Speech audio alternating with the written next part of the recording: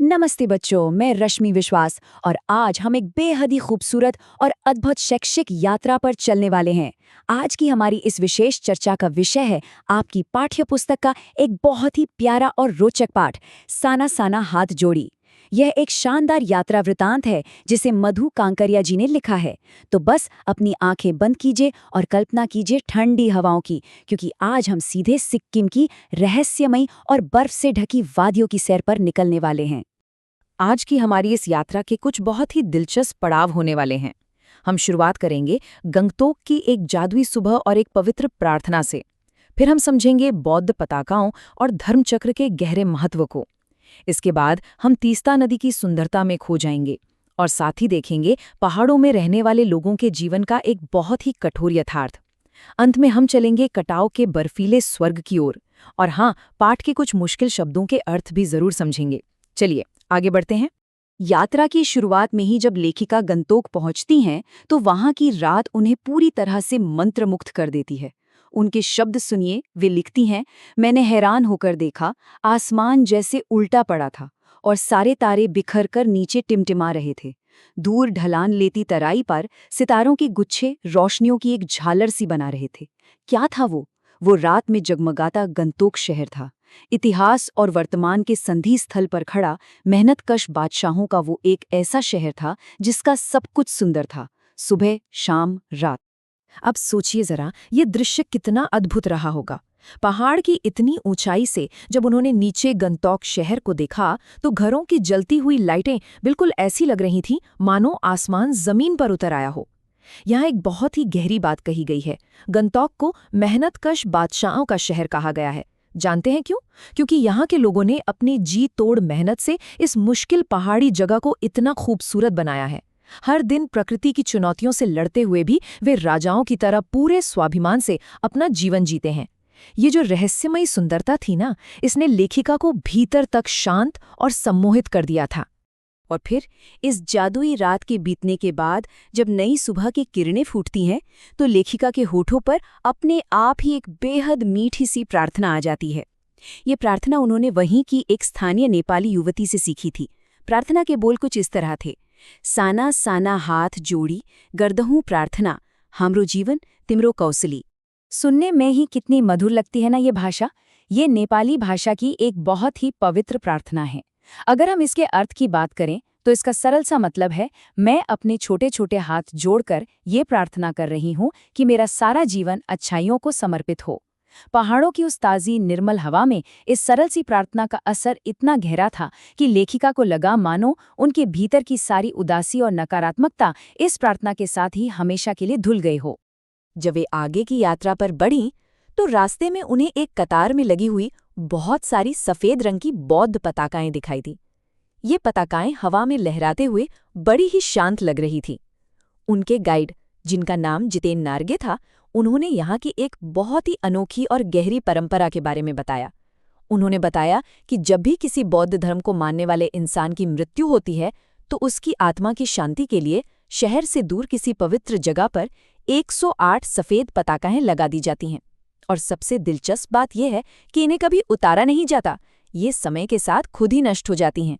लेकिन अगर कोई नया और शुभ काम शुरू करना हो तो रंगीन पताकाएं लगाई जाती हैं। कितनी सुंदर सोच है ना इस परंपरा के पीछे।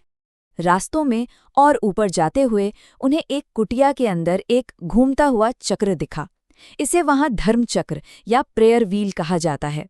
गाइड नार्गे ने मुस्कुराते हुए बताया कि यहाँ के लोगों का ऐसा अटूट विश्वास है कि इस चक्र को घुमाने से इंसान के सारे पाप धुल जाते हैं। इसे सुनकर लेखिका को एहसास हुआ कि चाहे हम मैदानी इलाकों में हों या इन दुर्गम पहाड़ों पर, इंसान की आस्था, उसके पाप पुण्य के विचार और ईश्वर पर उसका विश्वास पूरे भारतवर्ष में बिल्कुल एक जैसा ही है। अब जरा कल्पना कीजिए कि आप घुमावदार पहाड़ी रास्तों पर हैं और आपके चारों तरफ हिमालय की गहरी घाटियां और फूलों से लदी वादियां हैं। लेखिका प्रकृति के उस मनमोहक रूप का वर्णन करते हुए लिखती हैं, कभी ऊपर से दूध की धार की तरह झरझर गिरते जलप्रपातों को, तो कभी नीचे चिकने चिकने गुलाबी पत्थरों के बीच इठला इठला कर बहती चांदी की तरह कौंध मारती बनी ठनी तीस्ता नदी को। और तभी उनके सामने आता है पहाड़ों के बीच से पूरे वेग से गिरता हुआ विशाल सेवन सिस्टर्स वाटरफॉल। तीस्ता नदी तो वैसे सिलीगुड़ी से ही उनके सफर में साथ साथ चल रही थी, लेकिन यहाँ पहाड़ों के बीच उसका रूप कुछ अलग ही था, बिल्कुल जादुई। लेखिका जब उस सेवन सिस्टर्स वाटरफॉल के पास एक पत्थर पर बैठकर पानी में अपने पांव डुबोती हैं तो उन्हें एक अजीब सी रूहानी शांति मिलती है।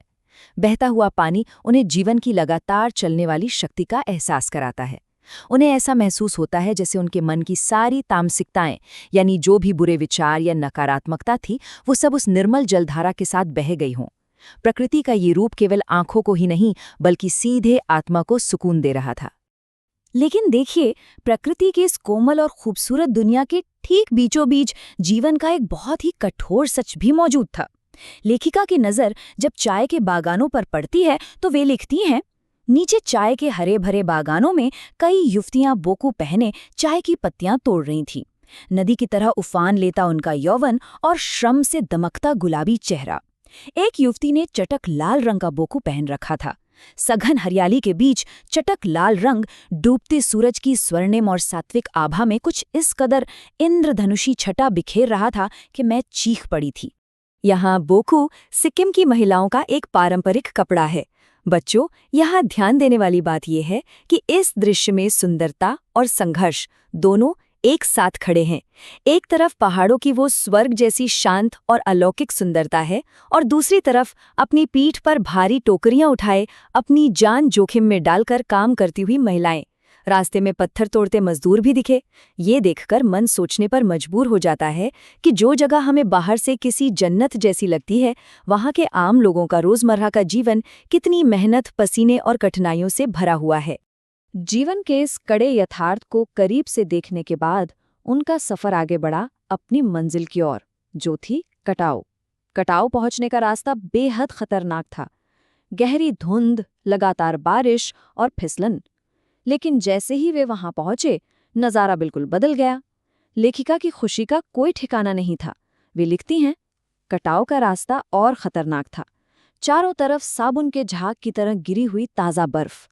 मैं जीप की खिड़की से मुंडी निकाल कर दूर दूर तक देख रही थी। चांदी से चमकते पहाड़। पता है, गाइड नार्गी ने बड़े ही गर्व से बताया कि इस जगह यानी कटाव को हिंदुस्तान का स्विट्जरलैंड कहा जाता है।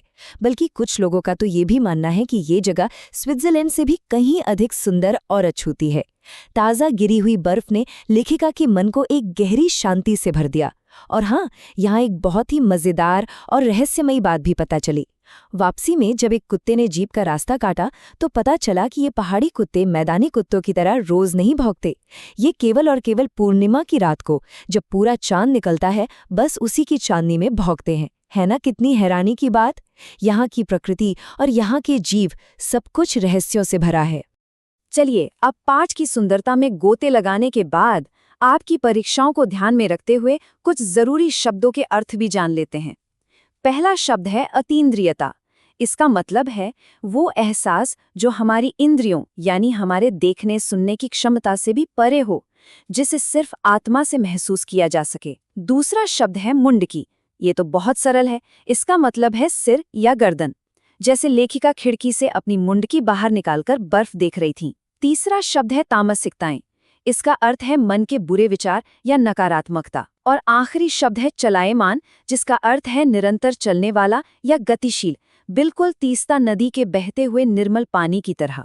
तो विद्यार्थियों, मधु कांकरिया जी की ये शानदार प्रस्तुति साना साना हाथ जोड़ी सिर्फ ऊंचे पहाड़ों की सुंदरता का वर्णन नहीं है। ये हमें वहाँ की गहरी संस्कृति, लोगों के दिन रात की मेहनत और प्रकृति के प्रति हमारे जुड़ाव को समझाती है। अब जाते जाते एक शिक्षिका के रूप में मैं आपको एक सवाल के साथ छोड़ना चाहती हूँ। हम सबने इस सुंदरता को महसूस तो कर लिया, लेकिन हमारी आने वाली पीढ़ियों के लिए इस असीम सौंदर्य और पर्यावरण को प्रदूषित होने से हम कैसे बचा सकते हैं? इसमें हमारा क्या योगदान हो सकता है? इस पर अकेले में बैठकर गहराई से विचार जरूर कीजिएगा। आज की इस खूबसूरत यात्रा में मेरे साथ जुड़ने के लिए आपका बहुत बहुत धन्यवाद। अच्छे से पढ़ते रहिए और हाँ, अपने पर्यावरण का हमेशा ध्यान रखिए।